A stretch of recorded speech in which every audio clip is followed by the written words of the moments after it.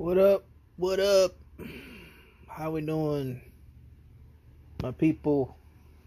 Mi gente. Today we're gonna talk about boxing, and we're gonna try to break it down. But before we do, I wanna tell you what I'm gonna be talking about mostly in this video, and that is how to beat Terence Crawford. Why? Because number one, Terence Crawford has never been beat before. Right? Number two, most of the videos you see out there are about how good Terence Crawford is, about how nobody could beat him, and about how he's like, the GOAT. And nobody could even question his abilities or anything like that because he's the GOAT. Now, which is different than somebody like Canelo, because Canelo, we know he could be beaten. We know he's gotten beaten before. And that's why everybody says that that he has flaws and that he has, things that he doesn't do well. But there are certain fighters that everybody believes that they don't have flaws. Everybody believes that they're perfect, and everybody believes that you shouldn't question them, or else you'll be called a hater, or whatever else they want to call you, a casual, all of those things. But the thing is, we got to be objective, and we got to decipher things with logic, and not necessarily have a peasant mentality, because a lot of people in boxing and just in general in any sport, they have a peasant mentality, meaning they find someone to look up to, they find someone who they want to be their GOAT, and they do not question anything they do, and they start following that person. And that's the reason why the Mayweather effect happened, because Mayweather was our GOAT, and everybody was looking at him and like, yeah, that's how you got to do things, and everybody began to follow. And now we got the problem we have now, to where 9 fighters out of 10 want to be like Floyd Mayweather. They want to emulate everything about him, good or bad. You know what I mean? But that's because you have peasant's mentality. You have the mentality of a peasant. You have the mentality of a follower and a person that doesn't think for himself. One of my favorite superheroes is Batman. And some things I don't like about him, like, for example, the fact that he beats up on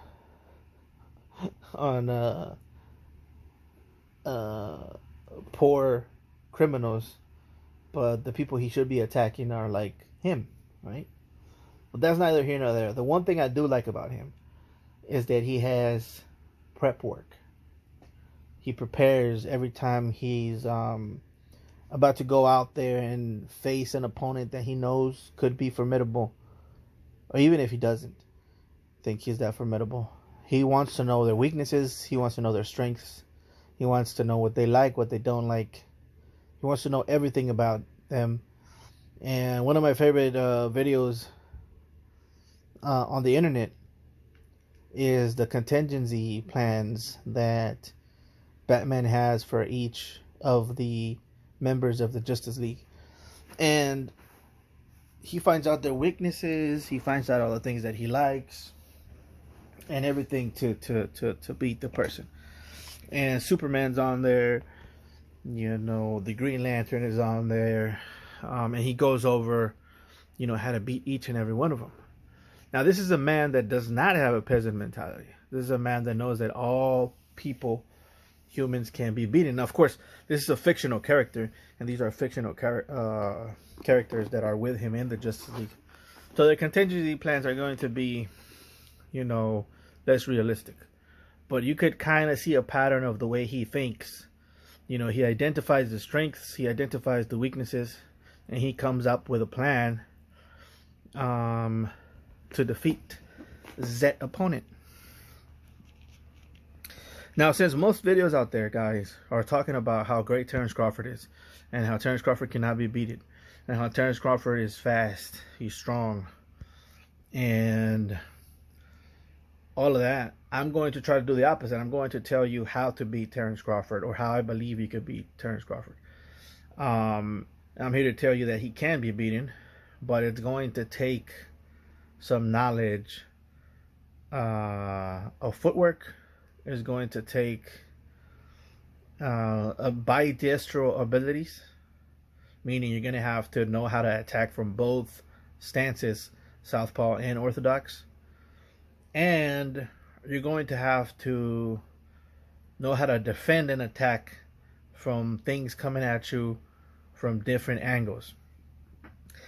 Terence Crawford is not a linear fighter. Terence Crawford is not your typical linear fighter. Most fighters, believe it or not, most fighters think in a linear way of attack. Meaning, if they attack you, they're going to attack you in a straight line. Okay, they're going to attack you 1, 2, 3, and it's all going to go in a straight line. But Terence Crawford is smart enough to know that nothing in a fight is angular, especially if you think of a fight three-dimensional the way Terence Crawford does. Terence Crawford likes to step out the lead foot, right? Or sometimes, to the inside.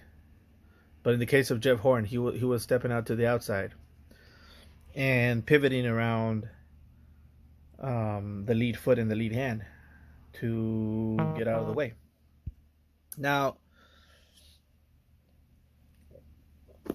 Terence Crawford, he's a switch hitter, right? Everybody knows he's a switch hitter.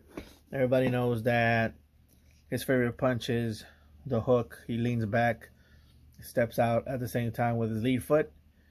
He throws a hook either over the top of your jab or before you throw your hook with a shorter hook.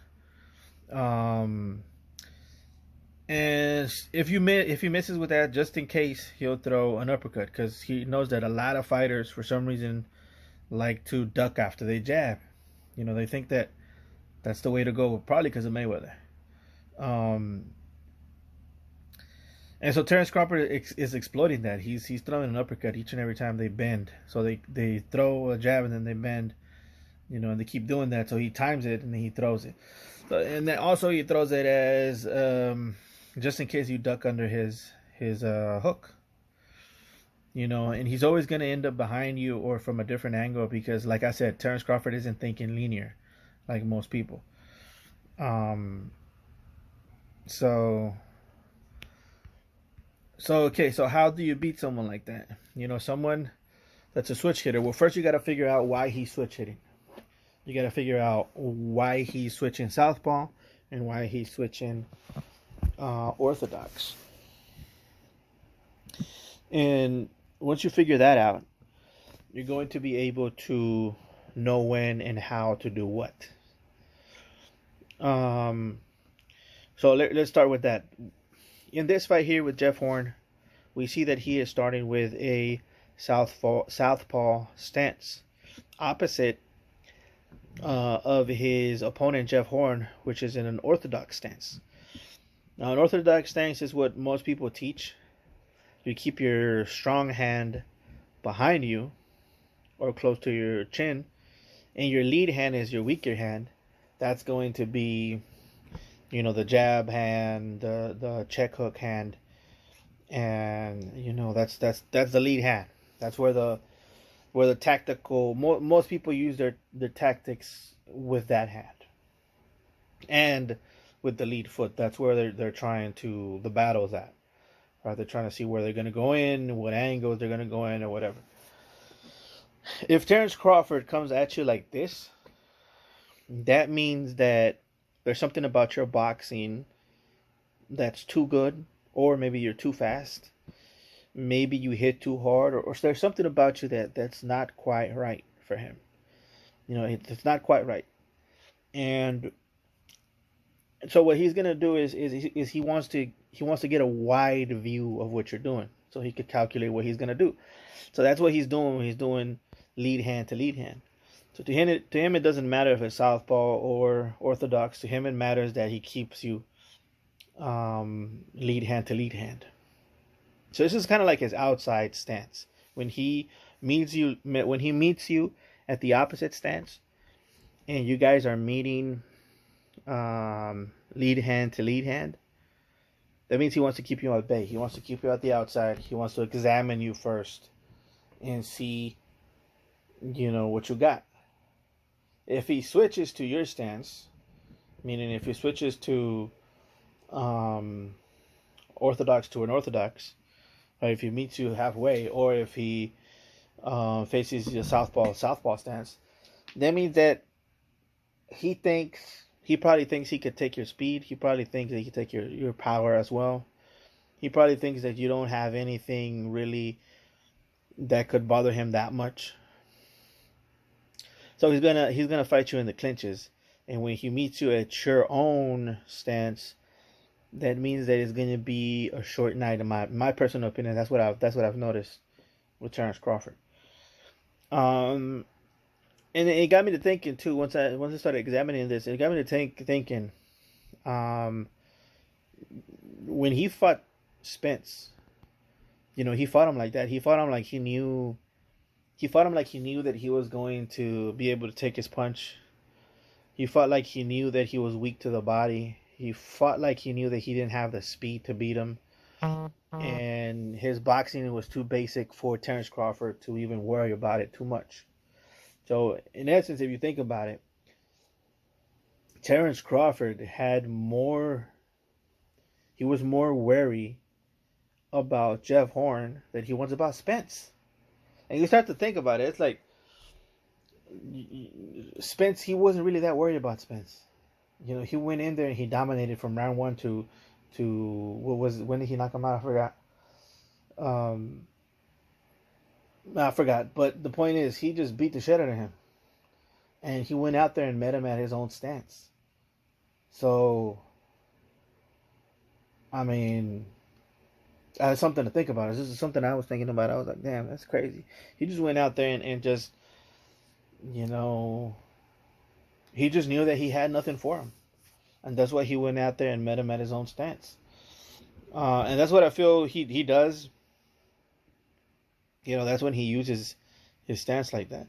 Now, this is why I personally recommend the way to beat Terence Crawford is. Number 1, get him not to wear those gloves, because he loves those gloves. Y'all think I'm kidding. That's one of the things I would do. That is one of the things I would do. And I feel like Terence Crawford, he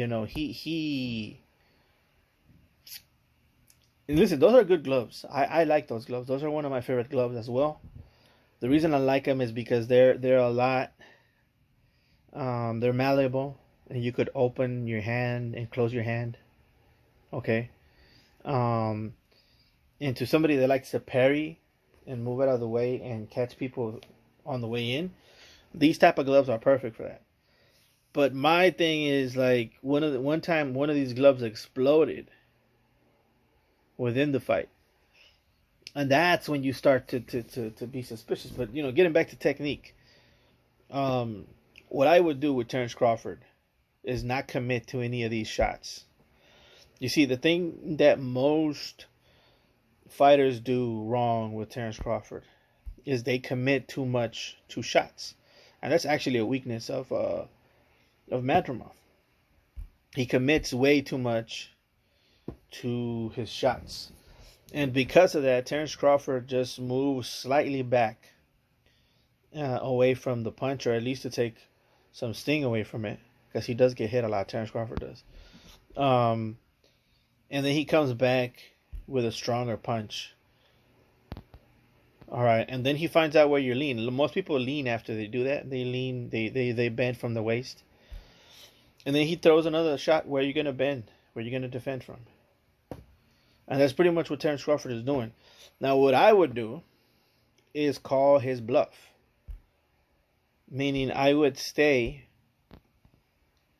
somewhere outside the range, outside his range. Now, where is that? That's here. This is outside both of their ranges. If you stay somewhere around here and you square up on him, one of your feet is going to be on the outside of his feet. Always. Now, he's not going to care too much because you're so far away. But what he is gonna see is an open, wide target, which is what he likes. That's really what he wants. When he sees that, there may be a possibility that he's going to be the one committed, not you. Now remember, you got to keep all of these things in mind. You have to be on the outside, and you have to be squared up to him. And I know it's dangerous because a lot of us are taught to blade ourselves to the opponent and to keep a bladed stance so that we could become a small target. But I'm telling you to become a wide target and create the illusion that you're hittable. Because that's the only way that you're going to get Terence Crawford to commit to anything. Now, anything he gives you with that lead hand, switch sides on him there. Now, of course, if you don't have the ability to do any of these things, then you're not going to be able to do it. I'm just telling you from my perspective what I personally would do and what I think Madrimov has the ability to do. Because Madrimov is a bit of a switch hitter himself. Okay? Now, from a distance, in a squared up position, slightly squared up, whatever he does, he throws a jab, switch on him. So let's say he throws a jab right here. If you're in a squared up stance, you do like I think they call it triangle theory in boxing. I don't know what they call it. But you step out and you move your head with the foot that you're stepping out. Okay, and just show him that for a little bit. See what happens. Just show him that. Show him that you have the ability to do it, and then bounce back to the outside. Bounce back to the outside and stay at a squared up stance. Just for a little bit. Just see what he does. Then he's going to try something else. He's going to try maybe to throw a 2. Okay, then you got to duck as well. You got to move out of the way or keep your guard up and throw something yourself. But you're going to step. You're going to try to step to the other side. Meaning you're with your right foot on the inside. Right? So just do that. And now you got him to where he's committing, and you're switching on him. But you're not switching because the way Terence Crawford switches, he just switches slowly in front of you. And just or he comes out from one round to another. He comes out on that stance. What I'm telling you is switch in between the exchange and let him choose what he's going to do. That way, the ball's on his court. The decisions are his, not yours. Kind of. You know what I mean? The point is, you're changing the dynamic of the fight in this way. And just know, whatever stance he's taking with you, that's the stance that he thinks that you are. If he's like, for example, if he's meeting you, if you're orthodox and he's meeting you orthodox, that means he's trying to get on the inside in the clinches with you, and he's not really that afraid of getting hit or anything like that. If he meets you here the way he does Jeff Horn, meaning lead hand to lead hand, he's gonna be trying to stay on the outside and be safe and catch you on the way in, which he's really always trying to do. But this is more on the outside. He's more wary of you here. Okay, but I want you to know that make that not matter is what I'm trying to tell you. Make that not matter by staying on the outside. And meeting him squared up. Okay, so I don't care how long your arms are, guys. If you're this far away from your opponent, he can't land on you. Unless you give him something to land. And if you give him a wider target, that's the only way. Or if you commit and then he counters you, which is what Terence Crawford is doing. He's making you commit. That space in the middle, taunt him with things. Throw things in the middle of that space. Throw a jab. Even if you're not reaching, throw a jab in that space. Put your head in that space. Lean forward slightly so that he thinks that he got you in the space. Lean back. Make a miss. Okay, now a lot of you are going to be, oh, he's too fast. He's too perfect. He's too girthy. He's way too juicy. We can't beat him. You got to try. You got to try. But that's my prediction on how to do that. Well, not prediction. what is it called? Like analysis of how to beat Terrence Crawford. Now, mistakes that he does. Um, to be honest, his whole move that he does here, that whole thing that he does here, someone that times it correctly, and someone that knows how to use. First of all, I would not do this. I would not do what Jeff Horn is doing. He's committing too much to that shot. Like I said, I would be on the outside and walking forward to him, and call his bluff. Now, you want me to commit, but what are you gonna do? Are you gonna commit? And if you do commit, what is it you're gonna do? You know what I mean? I would be somewhere around here. I'll be in a squared up stance, walking forward slowly. Right, slowly, and but moving forward. I would arm punch with Terrence Crawford. I would arm punch, similar to something like Benavidez. Right, and since I'm the bigger guy, because this is my weight class, I'm Madrimov. I'm going to use my weight on you. If I miss a shot, guess what? You're going to get the shoulder. You're going to get the shoulder. You're going to get the elbow, and I'm going to grab you a little bit. I'm going to put my weight on you, but I'm gonna give you no speed momentum. I'm going to give you nothing but slow, trotting momentum, stuff that you can't really use against me. You see, like arm punches, shit like that. Like, this isn't an arm punch. You're putting your whole weight behind. You're putting your whole hips behind that. That's what he wants. You know, and the thing about Madrimov is that he does that a lot. All his shots are full, all the way in, committed. And I can't show too much of that stuff, guys, because I will get demonetized. But I think those are the keys to victory for Madrimov. He has those tools within his repertoire, but I don't know that he's going to use it, because a lot of these fighters, they use a Olympic style of training. They like the pendulum step, the pendulum step with the corkscrew punch, right? And they catch you in an angle when they do that. Ba ba. They have a little bit of a bounce to them. That's bad, because Terrence Crawford knows how to time. That's his best thing, is his timing. You know, there's a reason why Terrence Crawford starts up slow, is because he's not fast. I know a lot of you think he is fast, but he's not. The reason he misses the first couple of, the first round, sometimes 2 rounds, is because the other guy's tagging him a lot. And the reason he's tagging him a lot is because he doesn't got the timing down right. Once he gets the timing down right, now all of a sudden he's faster. But is he faster, or is he just timing you on the way in? The answer is he's timing you on the way in, because if he was faster, he would do what Shakur does. Shakur Stevenson, he could afford to do that and win from the first round all the way to the end of the round. Why? Because his reflexes are super sharp, and his ability to counter you is extremely well. So he really can afford to just sit there and look at you like a cat. Just sit there and look at you and say, okay, throw something at me and I'm just gonna react, because I'm that good. You know. Now Terrence Crawford, he's more technical, and he's more of a timer. He times you.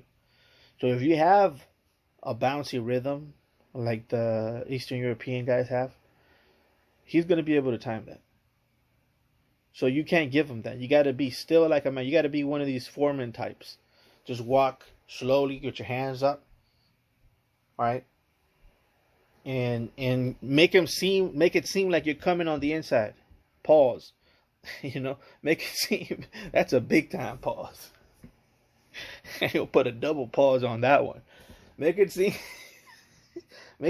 like you're coming to the inside, right? Like you're trying to jam him. Okay, but you're not really. You're on the outside, and you want him to commit to something. So you got to have a bit of a presence to you. And once he does that, when he sees that, he's gonna go for something. Anything he gives you, you gotta at least move on him. Right? Move on him. Choose a side. Shoot. Switch slightly. Maybe tag him a little bit, and then move back out. Move back out on a squared up stance, just so he knows that it's a danger for him to choose.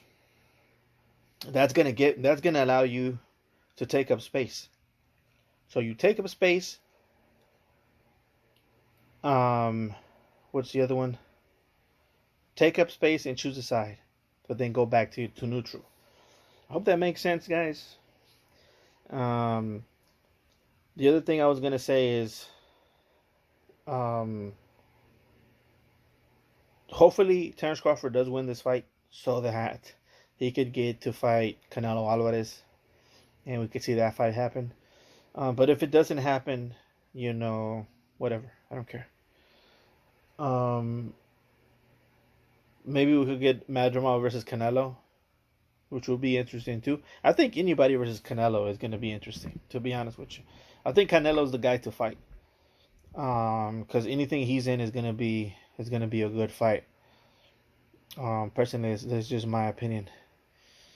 Now, this fight, I don't know if it's making that much money. I'm pretty sure it's not, because Terence Crawford is not really promoting it that well.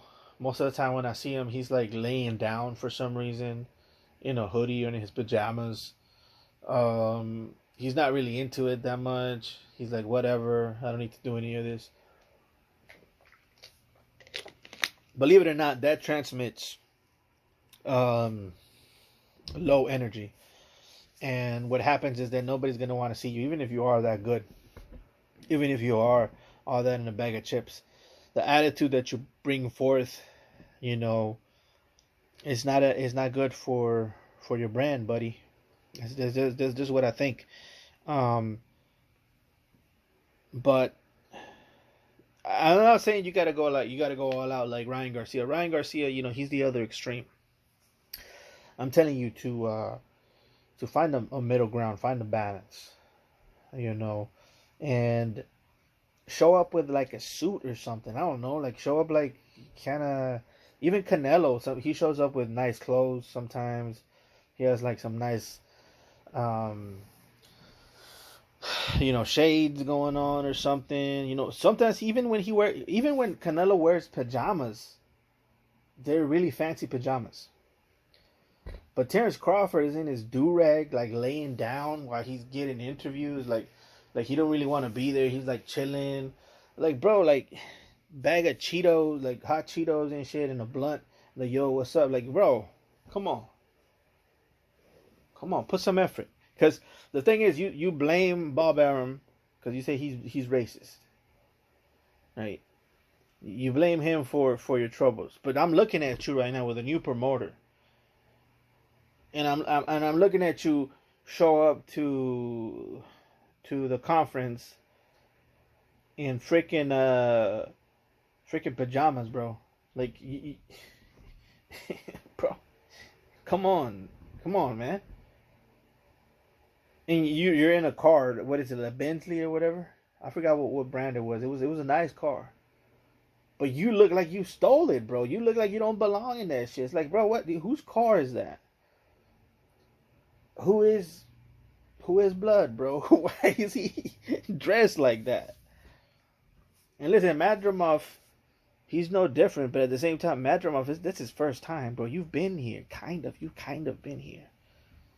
You're kind of the A side. Act like it.